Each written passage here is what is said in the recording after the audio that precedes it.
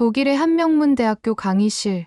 교수는 학생들에게 질문을 던졌다. 여러분, 21세기 가장 빠르게 성장한 나라가 어디라고 생각하나요? 학생들은 미국, 중국, 인도 같은 익숙한 나라들을 언급했다. 하지만 교수는 칠판에 한 단어를 적으며 말했다. 대한민국. 강의실이 순간 조용해졌다. 한국이 대단한 나라인 건 알지만 유럽을 넘어섰다고 할 수 있을까?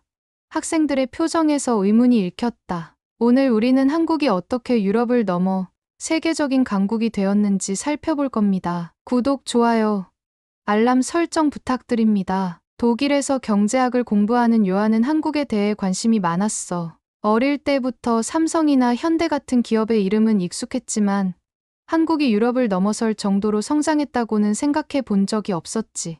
그런데 오늘 강의에서 교수는 한국을 21세기 가장 빠르게 성장한 나라로 소개했어. 정말일까? 요한은 의심스러웠어. 독일은 여전히 유럽 경제의 중심이었고 프랑스, 영국 같은 나라들도 강한 영향력을 유지하고 있었거든. 한국이 강국이라고 해도 유럽을 뛰어넘을 정도라는 말은 쉽게 믿기 어려웠어. 하지만 교수의 설명은 계속 이어졌지. 한국은 1950년대까지만 해도 세계에서 가장 가난한 나라 중 하나였어. 그런데 지금은 기술, 경제, 문화 모든 면에서 세계 최상위권에 올라와 있지. 강의가 끝난 후 요한은 도서관으로 향했어. 교수의 말이 사실인지 직접 확인해 보고 싶었거든. 한국의 경제 성장 그래프를 찾아보니 예상보다 훨씬 가파른 상승 곡선을 그리고 있었어. 특히 1990년대 이후 GDP 증가 속도는 유럽 주요 국가들과 비교할 수 없을 정도였지. 이게 사실이라면 대체 어떻게 가능했지? 그는 더 깊이 파고들기 시작했어. 한국이 교육, 기술, 문화 등 다양한 분야에서 세계적으로 성장했다는 자료들이 계속해서 눈에 들어왔지. 스마트폰 시장에서는 삼성이 애플과 경쟁하고 있었고, 반도체 산업에서는 세계 최강자로 자리 잡았더라고. 게다가 K 콘텐츠도 세계적으로 엄청난 인기를 끌고 있었지. 하지만 그래프와 숫자로만 본다면 여전히 실감이 나지 않았어. 요한은 생각했어. 단순한 경제 성장뿐만 아니라 한국이 유럽보다 더 앞서 있다는 걸 보여줄 수 있는 게 있을까? 그는 기술과 문화 부분을 집중적으로 살펴보기로 했어. 한국의 IT 산업은 세계 최고 수준이었고, 인터넷 속도는 독일과 비교할 수 없을 정도로 빨랐지. 자율주행차와 인공지능 기술도 빠르게 발전하고 있었어. 반면 독일은 여전히 포지 환경이 불안정한 지역도 많았고, 디지털 전환 속도가 느렸거든. 유럽보다 더 발전한 부분이 확실히 있긴 하네. 문화적으로도 마찬가지였어. 몇 년 전까지만 해도 유럽에서 대중음악 하면 미국이나 영국을 떠올리는 게 일반적이었지. 하지만 이제는 다르더라고. BTS, 블랙핑크 같은 K-팝 스타들은 전 세계적인 영향력을 가지고 있었고, 넷플릭스에서도 한국 드라마가 인기를 끌고 있었어. 그는 친구들에게도 이 이야기를 꺼냈어. 너희 한국 드라마 본 적 있어? 당연하지. 오징어 게임이랑 더 글로리 진짜 재밌었어. 맞아. 요즘 한국 영화랑 드라마 없으면 넷플릭스 볼 게 없을 정도야. 요한은 점점 궁금해졌어. 한국이 어떻게 이렇게까지 성장할 수 있었을까? 단순한 운이었을까? 아니면 정말로 유럽보다 앞서 나갈 만한 이유가 있었던 걸까? 결국 그는 결심했어. 직접 한국에 가서 그 변화의 원인을 눈으로 확인해 보기로 했지. 요한은 한국의 발전을 직접 경험해 보기 위해 한 학기 동안 한국으로 교환학생을 가기로 결심했어. 주변 친구들은 흥미로운 반응을 보였지. 한국에 간다고. 왜? 그냥 궁금해서. 강의에서 배운 것도 그렇고 자료를 찾아보니까 한국이 정말 빠르게 성장한 것 같더라고. 그래도 유럽이 더 살기 좋지 않아? 친구들의 반응을 보니 요한도 조금 의문이 들었어. 독일은 여전히 경제 강국이고 유럽의 문화와 삶의 질은 전 세계적으로 인정받고 있잖아. 하지만 한국이 정말 유럽을 뛰어넘을 정도라면 직접 확인해 보고 싶었어. 몇 달 후 요한은 한국행 비행기에 올랐어. 인천공항에 도착한 순간부터 예상과 다른 모습에 놀랐지. 공항이 엄청 현대적이네. 유럽의 공항보다 훨씬 깔끔하고 체계적인데 입국 심사를 마치고 공항 철도를 탔을 때 또 한 번 놀랐어. 전광판에는 실시간으로 열차 도착 시간이 표시되고 열차 내부는 조용하고 깨끗했거든. 독일에서는 기차가 자주 연착되고 오래된 객차가 많아서 불편할 때가 많았는데 한국에서는 모든 게 체계적으로 운영되고 있었어. 서울 도심에 도착하자마자 그는 압도당했어. 빌딩들은 높고 반짝였고 거리에는 네온사인과 디지털 광고가 가득했어. 스마트폰 하나만 있으면 교통부터 결제까지 모두 해결되는 점도 인상적이었어. 유럽보다 기술적으로 훨씬 앞서 있는 것 같은데 요한은 숙소에 짐을 푼 뒤 바로 시내를 구경하기로 했어. 그런데 한국인 친구 민수가 연락을 해왔지. 요한, 잘 도착했어. 저녁에 같이 밥 먹을래? 좋지. 근데 뭐 먹어야 할지 모르겠어. 그럼 내가 맛집으로 데려갈게.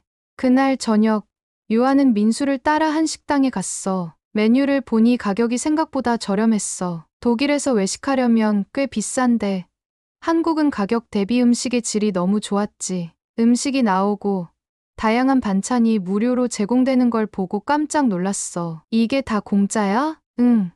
한국에서는 반찬 리필도 무료야. 요한은 한국의 외식 문화가 유럽과 너무 다르다는 걸 깨달았어. 유럽에서는 작은 반찬 하나도 추가 요금을 내야 할 때가 많잖아. 하지만 한국에서는 기본적으로 다양한 반찬이 제공되니까 식사의 만족도가 훨씬 높았어. 식사를 마친 후 민수가 말했다. 우리 이제 카페 가자. 카페. 벌써 밤 10시인데? 여긴 24시간 카페도 많아. 요한은 또 한 번 놀라는 사건을 맞이했지. 독일에서는 대부분의 상점이 저녁 78시면 문을 닫거든. 그런데 한국은 밤늦게도 거리가 환하고 사람들이 활발하게 활동하고 있었어. 카페에 들어가 보니 공부하는 학생들, 노트북으로 작업하는 사람들이 많았어. 이렇게 늦은 시간에도 공부하는 사람이 많네. 한국은 경쟁이 치열하거든. 그래서 다들 열심히 살아. 그 말을 듣고 요한은 한국이 왜 이렇게 빠르게 발전했는지 조금씩 이해할 것 같았어. 사람들이 단순히 편안한 삶을 추구하는 게 아니라 더 나은 미래를 위해 끊임없이 노력하는 문화가 자리 잡고 있었던 거야. 그날 밤, 요한은 숙소로 돌아와 하루 동안의 경험을 정리해봤어. 공항부터 대중교통, 음식 문화, 밤늦게까지 이어지는 열정적인 분위기 생각했던 것보다 한국이 훨씬 발전해 있네. 하지만 아직 모든 걸 다 본 건 아니었어. 요한은 한국에서 더 많은 걸 경험해 보기로 했어. 아직도 남아있는 질문들이 있었거든. 그렇다면 경제나 기술 분야에서는 어떤 차이가 있을까? 그는 다음 날 직접 기업 탐방을 해보기로 결심했어. 요한은 한국의 경제와 기술이 유럽보다 더 앞서 있다는 사실을 확인하기 위해 직접 기업 탐방을 해보기로 했어. 마침 한국의 한 대기업에서 외국인 학생들을 위한 견학 프로그램이 열린다는 걸 알게 되었지.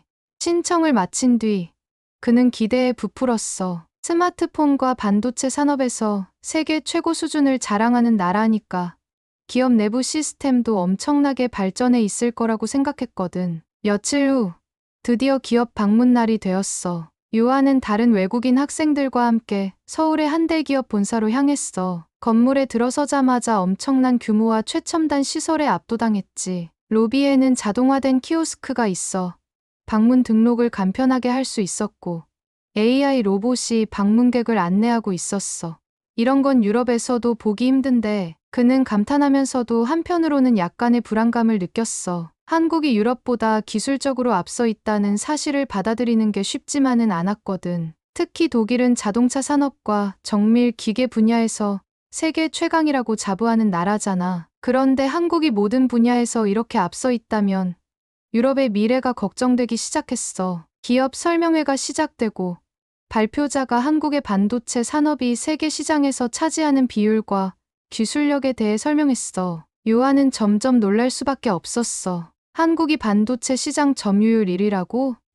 맞아. 전 세계에서 사용되는 반도체의 대부분이 한국에서 생산돼. 독일은 여전히 자동차 산업에서는 강했지만 전 세계적으로 전기차와 자율주행차가 대세로 자리 잡으면서 반도체 수요가 폭발적으로 증가하고 있었거든. 그런데 이 핵심 부품을 한국이 장악하고 있다는 사실을 깨닫자 요한은 뭔가 심상치 않다는 걸 느꼈어. 이런 기술력이라면 한국이 앞으로 유럽보다 더 앞설 수도 있겠는데 하지만 그는 여전히 확신이 서지 않았어. 기술력이 뛰어나다고 해서 반드시 삶의 질이 더 높은 건 아니니까. 그렇게 고민하던 중 요한은 한국에서 직접 생활하면서 체감하는 것이 더 중요하다는 생각이 들었어. 그래서 한국에서 생활하는 동안 직접 겪은 경험들을 다시 돌아보게 되었어. 우선 교통 시스템. 한국에서는 버스나 지하철이 정시 도착하는 게 당연했어. 교통카드 하나만 있으면 전국 어디서나 편리하게 이동할 수 있었지. 하지만 독일에서는 기차 연착이 일상이고 대중교통 파업도 자주 일어났거든. 그리고 인터넷 환경. 한국에서는 카페에만 가도 무료 와이파이가 빠르게 제공됐고 모바일 데이터도 저렴했어. 하지만 독일에서는 여전히 공공 와이파이조차 흔하지 않았고 데이터 요금도 비싼 편이었지. 아무리 생각해도 한국이 더 앞서 있는 것 같아. 요한은 점점 혼란스러워졌어. 분명 유럽은 전통적으로 선진국이고 경제 강국이지만 한국이 실생활에서 제공하는 편리함과 기술 수준을 생각하면 유럽보다 더 발전한 것처럼 느껴졌거든. 그런데 마침 그날 저녁 한국에서 예상치 못한 사건을 겪게 되었어. 친구들과 저녁을 먹고 숙소로 돌아가는 길이었는데 갑자기 지갑을 잃어버린 걸 깨달았어. 독일이었다면 거의 포기해야 하는 상황이었지. 유럽에서는 소매치기가 흔하고 한 번 잃어버린 물건은 되찾기 어렵거든. 어떡하지? 카드랑 신분증 다 들어있었는데 당황한 요한을 본 친구가 말했다. 일단 근처 파출소에 가보자. 파출소. 이런 경우에 도움을 받을 수 있어? 요한은 반신반의하며 친구를 따라갔어. 그런데 경찰은 매우 친절하게 상황을 듣고 실시간으로 근처 CCTV를 확인해줬어. 그리고 불과 30분 만에 한 카페 직원이 지갑을 보관하고 있다는 연락이 왔지. 이게 가능하다고? 요한은 충격을 받았어. 독일이었다면 지갑을 찾으려면 며칠이 걸리거나 아예 못 찾을 가능성이 높았거든. 그런데 한국에서는 실시간으로 CCTV를 확인하고 시민들도 습득한 물건을 경찰에 바로 맡기는 문화가 정착되어 있었어. 그 순간 요한은 깨달았어. 한국의 발전은 단순히 경제 성장이나 기술력 때문만이 아니라 국민들의 의식 수준과 사회 시스템 전체가 유럽보다 더 효율적으로 운영되고 있기 때문이라는 걸 말이야. 그날 밤, 그는 한국에 오기 전 가졌던 생각들이 완전히 바뀌었다는 걸 인정해야 했어. 지갑을 잃어버렸지만 단 30분 만에 되찾은 요한은 깊은 충격을 받았어. 유럽에서는 상상도 못할 일이었거든. 하지만 한국에서는 경찰과 시민들이 협력해서 빠르게 해결해줬고 이게 특별한 일이 아니라는 듯이 모두가 자연스럽게 행동하고 있었지. 이 나라, 생각했던 것보다 훨씬 더 대단한데? 그는 한국에서 생활하면서 경험했던 모든 것들을 하나씩 떠올렸어. 공항에서부터 시작된 최첨단 시스템, 정시 운행되는 대중교통, 유럽보다 훨씬 빠른 인터넷 환경, 늦은 밤에도 안전하게 다닐 수 있는 거리, 그리고 이번 지갑 사건까지. 처음 한국에 왔을 때는 단순한 호기심이었지만 이제는 확신이 생겼어. 한국은 단순히 경제적으로 성장한 나라가 아니라 삶의 질과 기술 수준, 그리고 사회 시스템까지 유럽보다 앞서 있는 부분이 많았어. 요한은 교수님이 했던 말을 떠올렸어. 한국은 70년 전만 해도 전쟁으로 폐허가 된 나라였네. 하지만 지금은 경제, 기술, 문화, 교육 모든 면에서 세계 최상위권에 있는 국가야. 그때는 쉽게 믿기 어려웠지만 이제는 교수님의 말이 틀리지 않았다는 걸 온몸으로 느끼고 있었어. 그러던 어느 날 요한은 한국에서 유학 중인 다른 유럽 친구들과 만나게 되었어. 다들 한국에 오고 나서 유럽과 비교하며 많은 걸 느꼈다고 하더라고. 나 솔직히 한국에 오기 전에는 유럽이 훨씬 낫다고 생각했거든. 맞아. 나도 한국이 발전했다는 건 알았지만 이렇게까지 앞서 있다고는 생각 못했어. 특히 대중교통이랑 치안은 유럽이 따라올 수 없을 정도야. 나 독일에서 지하철 타면 소매치기 걱정해야 했는데 한국에서는 밤늦게 혼자 걸어도 안전해서 너무 신기해. 인터넷도 진짜 빠르고 카페도 밤늦게까지 열려 있어서 삶이 훨씬 편해. 다들 같은 생각을 하고 있다는 걸 알게 되자 요한은 더욱 확신이 들었어. 한국은 단순히 기술력만 높은 나라가 아니라 사회 전체가 더 효율적이고 안전하게 운영되고 있는 곳이라는 걸 말이야. 그는 곧 독일로 돌아갈 날이 다가오고 있다는 걸 떠올렸어. 원래는 한 학기만 교환학생으로 지낼 계획이었지만 한국에서의 생활을 경험한 후 다시 유럽으로 돌아가야 한다는 생각에 아쉬움이 밀려왔어. 한국에서 더 오래 살 수 있다면 좋을 텐데. 그러던 중 민수가 말했다. 요한, 너 한국에서 더 지내는 거 어때? 가능할까? 교환학생 연장 신청하면 돼. 아니면 졸업하고 한국 기업에 취직하는 방법도 있고. 그 말에 요한은 진지하게 고민하기 시작했어. 처음에는 한국이 유럽을 넘어섰다는 말이 믿기지 않아서 직접 확인하러 왔는데 이제는 오히려 한국을 떠나는 게 아쉽게 느껴졌거든. 그는 결국 큰 결정을 내렸어. 교환학생 기간을 연장하고 졸업 후 한국에서 취업하는 것도 진지하게 고려해 보기로 말이야. 그래, 한번 도전해보는 거야. 요한의 결정은 단순한 유학생활 연장이 아니라 그가 한국의 미래를 믿고 있다는 뜻이었어. 유럽이 여전히 선진국이지만 한국은 이미 그 이상으로 빠르게 성장하고 있었거든. 그는 다시 한번 깨달았어. 한국은 단순한 아시아의 작은 나라가 아니다. 이미 유럽을 넘어 세계적인 강국이 되어가고 있다. 그렇게 요한의 한국에서의 새로운 여정이 시작되었어. 이제 여러분도 한국이 어떻게 유럽을 넘어 세계적인 강국이 되었는지 아셨겠죠? 한국의 발전이 궁금하다면 앞으로도 많은 이야기 기대해 주세요. 구독, 좋아요, 알람 설정 부탁드립니다.